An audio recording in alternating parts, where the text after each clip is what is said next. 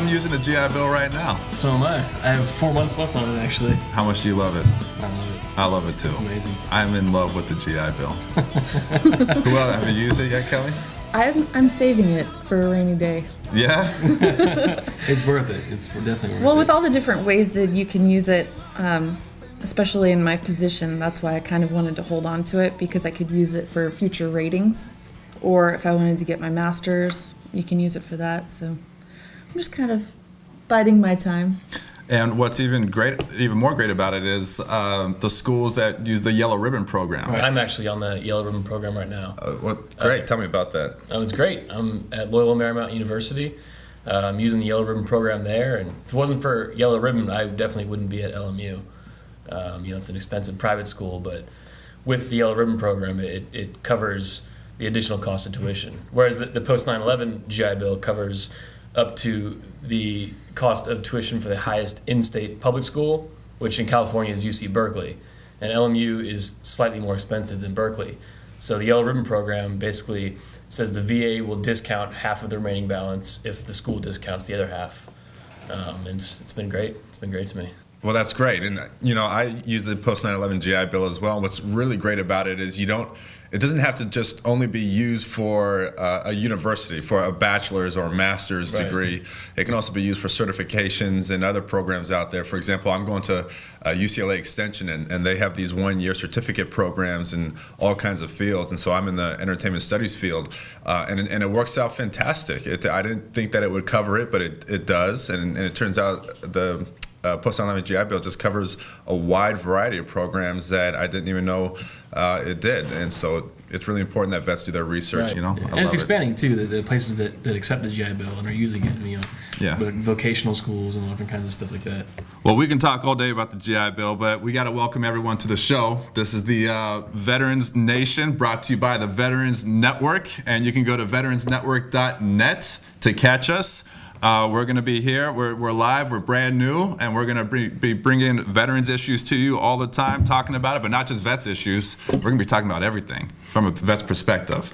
So my name is Mike Dowling. I was a U.S. Marine, Operation Iraqi Freedom veteran. I'm Trevor Scott. I was in the 101st Airborne for 5 years, first the 506th Infantry. I'm Kelly Smith. I'm still currently a member of the California Air National Guard, flying Hercs. C-130J models. Oh, yeah. Nice. OEF, OIF, still continuing. So we're today's generation, and then we have our older generation of veteran. Hello, I'm the co-producer of this thing, Rick Seaman, Vietnam 11 Bravo, 1968, 69. What'd you say, how old? Said who? Oh, I think you said how old. It's obvious how old I am, right? And welcome, guys. Thank you. We're here. Thank you. And to complete the team, we got our gentleman in the back. Cannot forget. Sir, actually, he's in the front and center over there. Hello. Thanks for having me. My name is Brian Scott Smith. I'm a Gulf War veteran of 20 years in the Army. And, I'm glad to be here. My last duty station was at 3rd Special Forces Group, where I served as a quartermaster officer. Nice, nice. You look good in those headphones, man. Thank you. Yeah, I like the hat. I like that. Yeah. He's got the style. He's the style member of the team. Well, we like to kick off every show by dedicating it to a unit. And Kelly, why don't you do us the honors of who we're dedicating this show to? This one will be dedicated to the Screaming Eagles, 101st. Hooah. One of the most gloried units in the history of the military. Very dear to my heart, personally. Why is that? I have two sisters that were former 101st. Both of them were helicopter pilots, so they both served 8 years. What did they fly? Kiowas and Blackhawks. So some pretty. And you're a Hercules pilot. Yes. Yeah. Well, we can. Geez, your family is just amazing. A bunch of badasses. You guys need to go anywhere. Let me know. Yeah, right. It's all right. We need to take the show on the road. Well, to explain how the show works, we're all your hosts here, and basically you can watch us on veteransnetwork.net. And you can watch the video there, but you can also hear us on your iPods and MP3s as a podcast. Hopefully we'll be all over. You can watch us on your PCs, your Macs. Listen to it on your way to work, in the car. On your way to work, on your headphones. Do people still listen to headphones? I don't know. I mean, yeah, sure. At the gym. At the gym, you're working out. Listen to us. We're the Mark and Brian of Veterans World. That's what we are. That's it. You can listen to us on your way to work on your MP3. It's great. Yeah. Say, Mike, why don't you, since this is a pretty new show here, why don't you tell us where you've been militarily? Where I've been? Yeah. Oh, geez. Let me think about it. No, I was actually in boot camp when 9/11 happened. I went to boot camp, Marine Corps boot camp in August 2001. Exactly 1 month later, 9/11 happened. We actually thought they were joking with us when they told us, but boot camp in the Marine Corps on the West Coast is in San Diego, and it's right next to the airport. And we're constantly having planes land and take off right next to us. And we realized our drill instructors were telling us the truth because no more planes were taking off or landing. And because the airport was shut down. So then all of a sudden it's like, what did I just walk into? You know, I'm about to be in war the next few years. So went on to become a military police K-9 handler, which was, to me, the best job I could have asked for. I deployed to Iraq in 2004, a military police dog handler, and was attached to 2-2. Got out in 2005, was in the IRR for 3 years, actually mobilized back into the Marine Corps to work with the Wounded Warriors for a couple years in San Diego, and that was actually my biggest honor. I was so happy to work with the wounded guys recovering. So that's where I've been, and now I'm here in Southern California and enjoying myself. I was a freshman in college when 9/11 happened. I was watching on the news. I still couldn't. So is that what inspired you to serve? Partially. I think that was part of a spark that kind of pushed me. That it was always in the back of my mind, but then kind of things got real, and I was like, well, you know. Well, tell us when did you go in?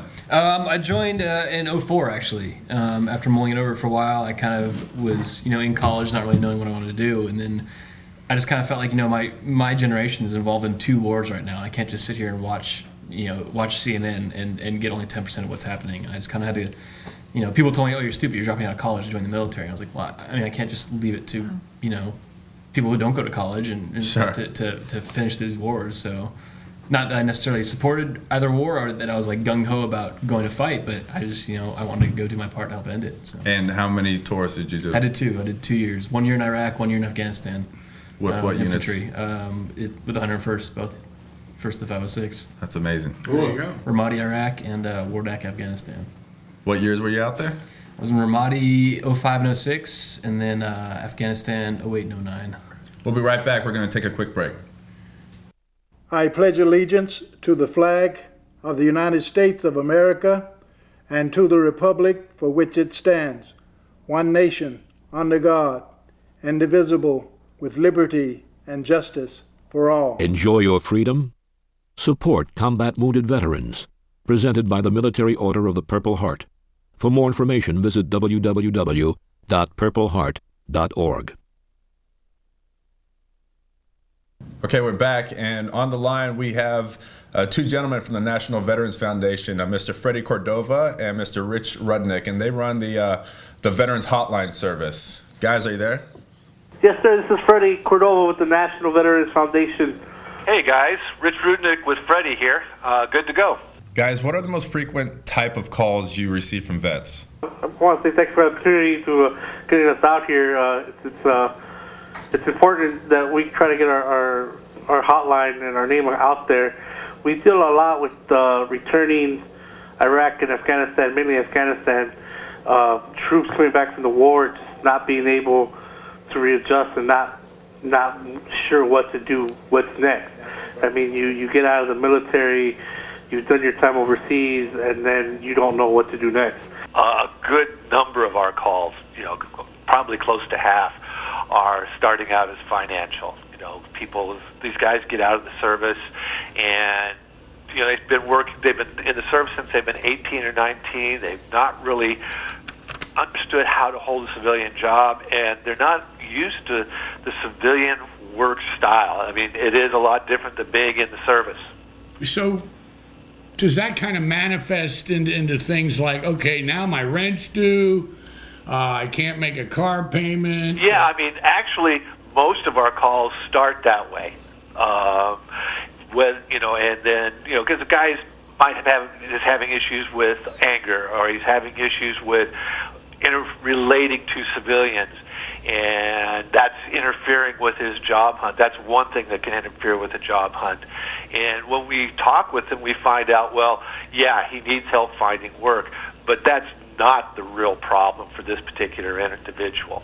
If a person is just looking for work, that's actually the first step is really easy, because the Department of Labor and the Department of Defense have teamed up for years with veteran employment representatives that assist veterans with making this transition, with creating new resumes, with learning how to talk to civilians, how to basically explain the fact that they worked on this type of machinery actually is transferable skill to this other machinery, that they led squads, which gives them some skills with leadership and team building. So a lot of times, if it's just employment, we can work.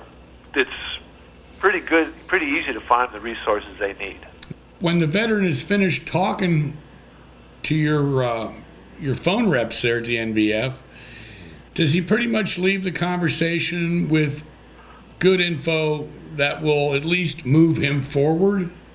Yeah, they leave us with a name and a phone number of a person that's usually within 4 to 5 miles, and often with, as sometimes as far to 20 or 30, depending on where you live in the country, of a person who their job is to help that service person find work.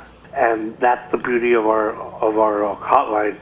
I like to tell everyone, it's like you're gonna call here, you're gonna talk to someone that's been overseas, someone that's worn boots you've worn, had that patch on their that flag on their shoulder, and you don't get that everywhere.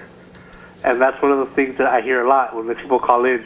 It's like, I want to talk to someone that knows what it's like to be deployed. Hey, Freddie, this is Mike Dowling. How are you? I'm living the dreams. My all-star major.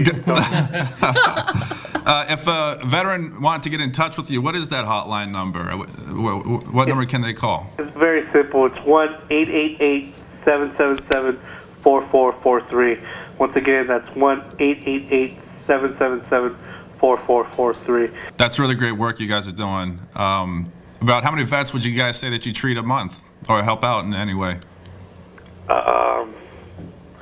I'm not quite sure. Not great with numbers. Got hit by a bomb once. Well, Freddie, quit bragging. It's at least one, yeah. And if you're helping at least one, then that's really all that matters. It's all worth it. Already today, just from 6 in the morning Pacific Standard Time, 1, 2, 3, 4, 5, 6, 7. I think it's 7 calls. Just today. Just today. Oh wow. So you guys are busy. You guys are doing good things. I think that's really. This is Trevor Scott, by the way, another host of Veterans Nation. I think that's great that you're all veterans there, because I think that's really important for returning veterans to be able to identify with people who are helping them, who have been through the same things they have been through. Because I've known so many veterans who come back and they don't want to see counselors, they don't want to talk to people because they say, they don't know what it's like, they haven't been there. So I think that's really great that you guys are veterans helping veterans. So that number again is 888-777-4443. Yes, sir. All right. Rich Rudnick, Freddie Cordova, thank you so much for being guests on our show, and thanks for what you're doing for vets. Thanks for having us. It was a pleasure. All right, well, that was a great call with the National Veterans Foundation. I think we got a lot of good information, but, we have been talking a lot about current veterans and the force that's been going on the last 10 years as far as veterans and people that are currently in the military and issues they have, but this Veterans Network and Veterans Nation is also geared towards any veteran, from past wars included. Yeah, and I'm really happy that as part of our team, we're represented by a lot of different generations. We represent kind of today's vets. Brian served during the Gulf War, right? And Gulf War, 1991, baby. Which is still technically going on till today. Yeah, right. And then, of course, we have Rick from the Vietnam era. We really appreciate that. And as a veteran today, I think it's really important to acknowledge all of our veterans of the years past, because they've really stepped up and welcomed us home in a really big way. We really, really appreciate that, Rick, and for everything your generation has done for us. Yeah, well, I think I speak for almost all Vietnam veterans, and we know what we went through, and we know what you guys have went through, and it's just, even though it's generations apart, it's that same connection, and which goes a lot with the theme of our show, which our slogan here is honoring the past, marching into the future. Love it. Here we are. Here we Mike, are. Kelly, Trevor, Brian? Thanks, guys. Until Thanks, next Rick. time. Thank you, Rick. Thanks.